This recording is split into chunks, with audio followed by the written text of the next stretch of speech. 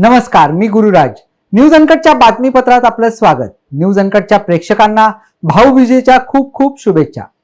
बातमीपत्राला सुरुवात करण्याआधी नजर टाकूयात हेडलाईन्सवर. दिवाळी संपता सुरू होणार राजकीय दिवाळी, मनधरणीसाठी नेत्यांचा लागला कस. फोडाफोडी गुवाहाटी सुरत, लोक विसरले नाहीयेत. सतेज पाटलांचा सीएम एकनाथ शिंदेंवर हल्लाबोल.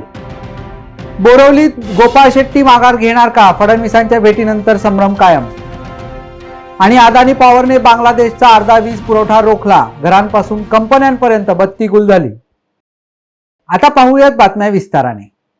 विधानसभा निवडणुकीसाठी अर्जांची छाननी प्रक्रिया बुधवारी पूर्ण झाली. त्यानंतर आता सर्व उमेदवार दिवाळी मोडवर आले असून 4 नोव्हेंबर नंतरच राजकीय दिवाळी खऱ्या अर्थाने सुरू होईल. तोपर्यंत भेटीगाठी, दिवाळीच्या शुभेच्छा या माध्यमातून प्रचारावर जोर दिला जातोय. सध्या रिंगणात असलेल्या उमेदवारांना 4 नोव्हेंबर पर्यंत उमेदवारी अर्ज मागे घेता येणार आहे. त्यासाठी आपापली गणिते जुळवण्यासाठी प्रयत्न होतील. अर्ज मागे घेण्याची आणि दिवाळी संपण्याची तारीख एकच असल्याने खऱ्या अर्थाने दिवाळीनंतरच राजकीय दिवाळीला सुरुवात होणार आहे. कोल्हापूरची जनता पुन्हा एकदा गादीला मान देईल. छत्रपती घराण्याबद्दल कोल्हापूरकरांना प्रचंड आधार असल्याचा विश्वास काँग्रेसचे कोल्हापूर जिल्हाध्यक्ष आमदार सतेज पाटील यांनी व्यक्त केलाय. सतेज पाटील म्हणाले की काँग्रेसचे उमेदवार म्हणून मधुरिमा राजे निवडणुकीमध्ये विजयी होतील. कोल्हापूरची जनता विश्वास आणि सत्याच्या बाजूने उभी राहील. यावेळी सतेज पाटील यांनी भाजप आणि मुख्यमंत्री एकनाथ शिंदे यांच्यावरही हल्लाबोल करताना फोडाफोडी गुवाहाटी सुरत, गद्दारी लोक अजून विसरले नसल्याचं सांगितलं. बोरिवली मतदारसंघात गोपाळ शेट्टी यांनी अपक्ष उमेदवारी अर्ज करून भाजपाची डोकेदुखी वाढवली आहे. बोरिवली विधानसभा लढवण्यासाठी इच्छुक असलेले शेट्टी यांना तिकीट न देता भाजपाने संजय उपाध्याय यांना उमेदवारी दिली आहे. त्यामुळे शेट्टी नाराज आहेत. मात्र काल गोपाळ शेट्टी यांनी सागर बंगल्यावर उपमुख्यमंत्री देवेंद्र फडणवीस यांची भेट घेतली. या भेटीनंतर गोपाळ शेट्टी यांनी सूचक विधान करत मी पक्ष सोडणार नाही आणि पक्षाचे धोरणही सोडणार नसल्याचे सांगत माघार घेण्याबाबत स्पष्ट बोलण्यास नकार दिलाय. महाराष्ट्राच्या राजकारणात सध्या पक्षांतर मोठ्या प्रमाणात होत आहेत. कोण कुठल्याही पक्षात जाईल याचा नेम नाहीये. त्यात अवघ्या 5 दिवसांपूर्वी पुन्हा स्वगृही परतणार आहेत. विशेष म्हणजे वंचित मध्ये प्रवेश करताच अहमद यांना उमेदवारी मिळाली. तसेच पक्षाचा एबी फॉर्मही मिळाला. परंतु उमेदवारीच्या शेवटच्या क्षणापर्यंत त्यांनी फॉर्म भरला नाही. बातमीपत्रात वेळ झाली छोट्याशा विश्रांतीची. पाहत राहा न्यूज अनकट. ऐतिहासिक वारसा लाभलेला मराठ मुलूक महाराष्ट्र. या महाराष्ट्राला विविध रंगी छटा आहेत.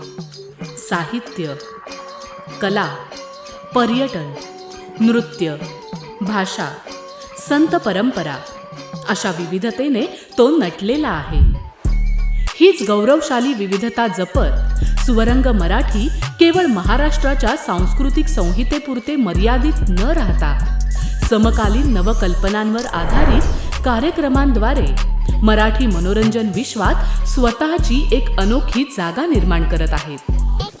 मराठी मनोरंजन क्षेत्रातील उत्तम दिग्दर्शक, लेखक आणि निर्मात्यांच्या प्रतिभेचा पुरेपूर वापर करून मनोरंजनाचा आगळा वेगळा रंग उधळण्यास आम्ही सज्ज आहोत.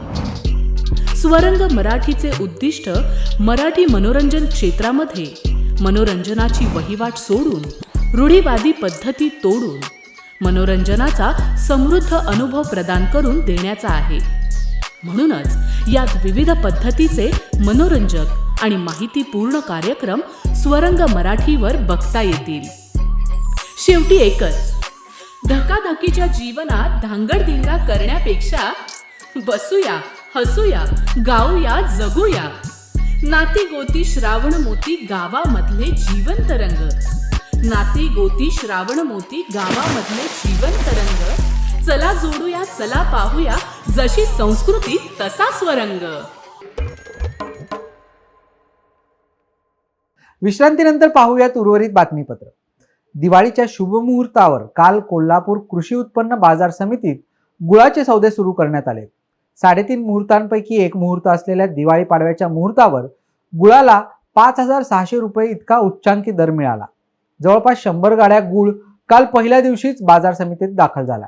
यावेळी कृषी उत्पन्न बाजार समितीचे सभापती, सदस्य यांच्यासह शेतकरी आणि व्यापारी उपस्थित होते. गोंदियाच्या देवरी तालुक्यातील दीनबंधू ग्रामीण विकास संस्था आणि सुवर्णप्राशन फाउंडेशनच्या संयुक्त विद्यमाने मागील 4 वर्षापासून आमची दिवाळी वंचितांसाठी हा उपक्रम राबवण्यात येतोय.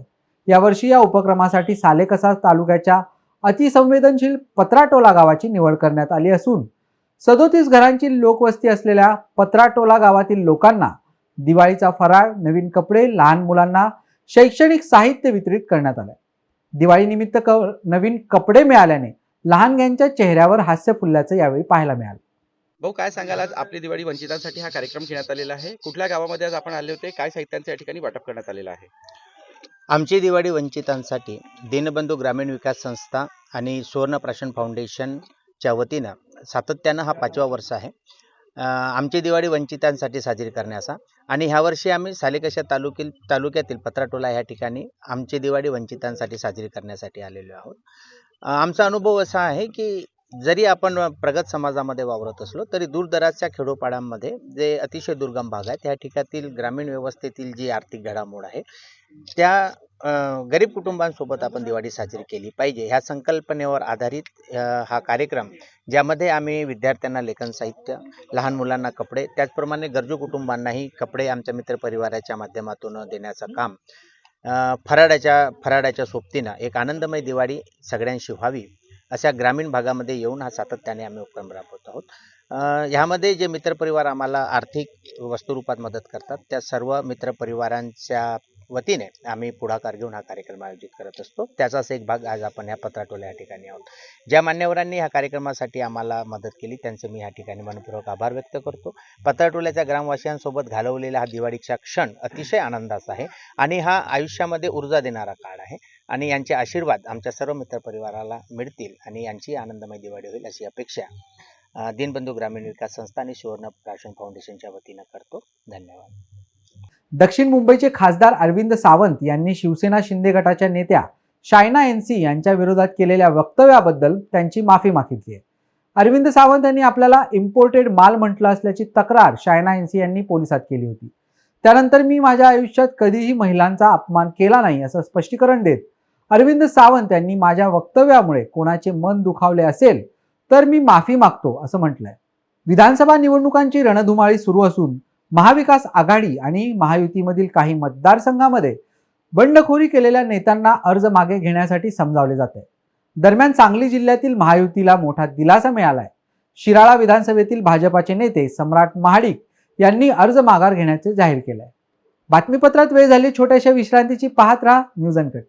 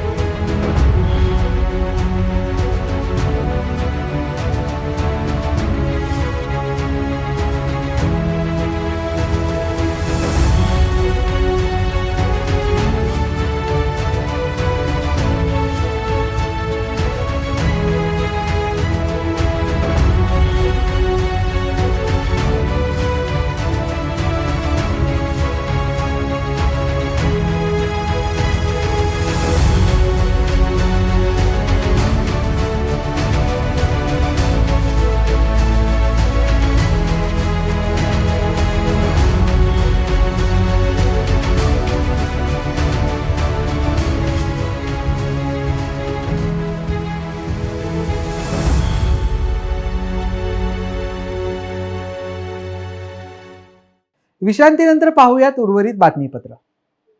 पुण्यात विधानसभा निवडणुकीच्या मतदाना दिवशी म्हणजेच 20 नोव्हेंबरला उद्योग विभागांतर्गत सर्व आस्थापनांनी अधिकारी, कामगार, कर्मचाऱ्यांना भरपगारी सुट्टी अथवा 2 तासांची सवलत द्यावी असे निर्देश जिल्हाधिकारी डॉक्टर सुहास दिवसे यांनी दिले आहेत.